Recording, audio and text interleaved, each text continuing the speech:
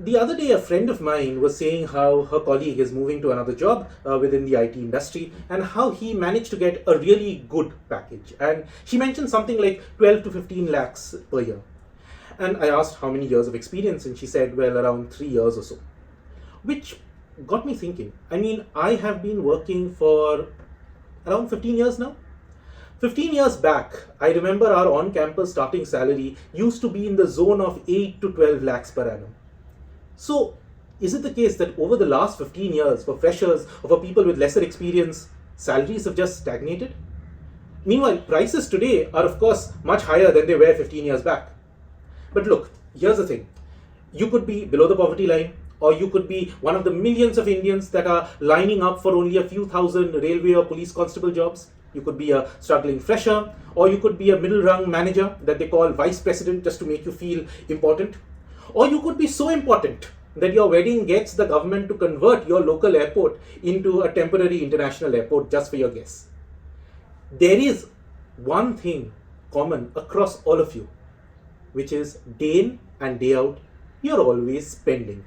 You're always buying things, you're always demanding services, and your consumption accounts for close to 60% of India's GDP. So, to get a better idea of what's going on with the economy, it is remarkably important to know what's going on with Indian consumers. What Indians across various brackets are consuming. At what pace are they consuming? What are they buying more of? What are they buying less of? How do urban consumers differ from rural consumers? How do top spenders differ from the bottommost spenders? How do consumers from one state differ from those in another state? Now, you would think that economists who cover India would have answers to these questions. Well, until recently, we didn't. Why? Well, simple. We just didn't have the data. Look, the government generally releases a detailed survey once every 5 years on these trends. It was done in 2011-12, but the next survey in 2018 wasn't released because of data quality issues, but news reports seem to suggest that post-demonetization and GST, the results may have been embarrassing for the government. In February this year, they finally released the 2022-23 survey. So we literally have the state of Indian households back in 2011-12 and now 11 years later in 2022-23. How much have things changed in the last decade for Indian households? Hello and welcome to The Bond Economist, your one-stop destination for professional advice on the economy. My name is Arudeep Nandi, and today we are talking about, well, you, literally. What are you buying? How much of it are you buying? At what pace are you buying? And what it tells us about inequality in the country. As always, if you like this kind of content, please do subscribe. If you agree or disagree with what this data is telling us, please unleash your rant in the comment section. And if you'd like to support this very bare bones operation that I'm running now, the super thanks button right below, slightly above the comment section, is how you can support me. But first things first, how much are Indians spending every month? Well, on an average, Indians in cities are consuming close to 6,500 rupees every month. That is 1.7 times higher than what their counterparts in rural India are spending, which is less than 3,800 rupees every month. That said, the last decade has actually seen a much sharper rise in rural consumption levels. Rural consumption has gone up by 164% in the last decade compared to around 146% for urban consumption. So rural India has actually been catching up. But when you compare this with the past decade, growth has actually dropped. One easy way to see this is to figure out what is known as the CAGR, compound annual growth rate. So basically the concept is that if consumption went from point A 11 years back to point B now, how much would it need to grow on average every year? And we do this between all the years when the government released this survey. And you can easily see between 2005 and 2012, both rural and urban consumption were growing at a scorching pace. And you can see how those growth rates have dropped from 13 to 16% at that time to 8.5 to 9% in the last decade. So yes, rural India has been consuming more and bridging the gap with urban India, but consumption growth over the last decade or so has in fact disappointed for both categories of consumers. But what is it that Indians, both in urban and rural India, what is it that they are consuming? The bottom line, Indians are wanting nicer things and they're letting go of boring things, which means we are spending lesser on food, lesser on fuel, and more on other stuff. This is the chart for rural households. The pattern is in fact similar to urban India. You can see that the share of food and fuel in the overall consumption basket has gone down over the last decade, while that of non-food and fuel items, what economists like to call core items, has in fact picked up. Even within food, people are consuming less of the boring and more of the interesting. So, lesser spending on rice, wheat, dal, vegetables, and more on beverages, more on processed food. And so you can see actually how the share of cereals in the consumption basket has gone down. Other food items gone down, but beverages and processed food share has gone up. Within non-food and fuel basket, Indians generally are consuming more of most of the items. Clothing and footwear and education shares have dropped slightly. But have a look at how much the share has gone up for conveyance and for durable or essentially white goods.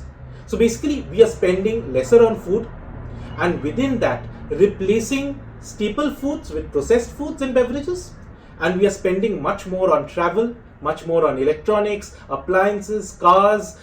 These are all examples of durable goods. Now, typically, this is a sign of more prosperity for the economy. Well, prosperity or at least higher aspirations. But what this also means is that there could be a case for the actual inflation currently to be lower than what the data is saying. Why is this?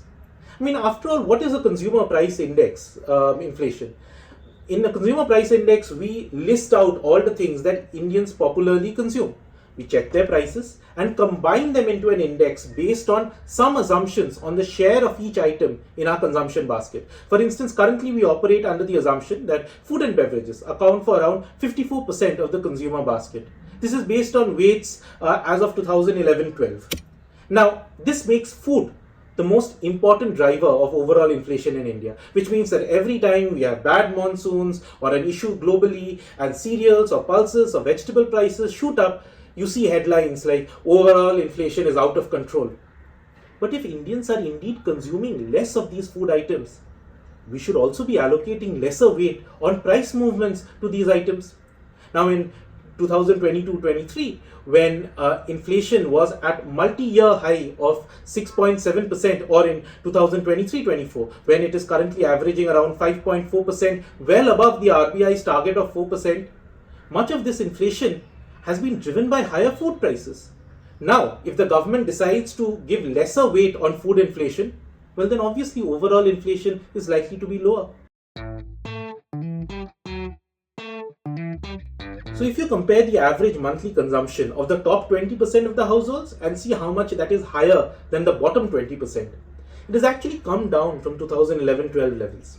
And while urban India has more inequality than rural India, I mean, you can see how the bars are much higher for urban versus rural, but you can also see that the inequality levels have improved much more in urban India than they have in rural India. You can see the sharp drop in the urban gap between 2011-12 and 2022-23, while for rural India, it hasn't really improved much. And what's been happening among rural consumers is that there seems to be this middle class bulge. The middle class has seen the largest consumption increase in the past decade compared to the other classes, above the overall average, which is the white horizontal line. And actually, the top spenders have seen much lesser consumption growth. The shape is interestingly different for urban consumers. For urban consumers, the bottom consumption classes have in fact seen the most increase, much more than rural India, and much higher than the all India urban average. And as we go up the classes, consumption growth has been much slower over the past decade. Which means that if you're at the bottom, you're probably better off if you were in urban India. But if you're in the middle class in rural India, you have seen a higher consumption growth in the past decade than other consumption classes in your region. And what about inequality among states? So if we keep out the really small states like say Delhi, Goa, or the northeastern states, which have lesser population and are generally biased towards higher per capita consumption. So if we stick to the major states, we do see a north-south divide emerge. For both urban and rural consumption, the likes of Kerala, Tamil Nadu, Telangana, Andhra Pradesh, Karnataka are above the national consumption average, while states like West Bengal, Assam, Bihar, Odisha, UP, MP, Jharkhand, Chhattisgarh, bottom of the league tables. Incidentally, what's very interesting is where Gujarat stands within all of this. After all, the Gujarat model of growth is often used in conversations. But hey, when it comes to people in the state, in terms of rural consumption, it is slightly below the all India average, and for urban consumption, it's just slightly above it. There are states that have consumption levels comfortably outpacing both rural and urban Gujarat.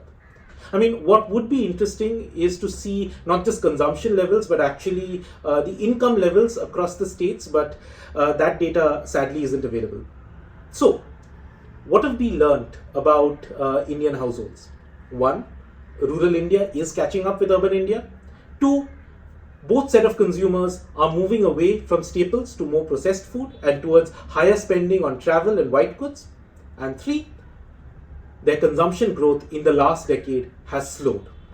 To find out what has been the impact of this on GDP growth, do check out our previous episode where we dissected the drivers and drags of India's current growth story. For more such content, like, share and subscribe to The Bond Economist.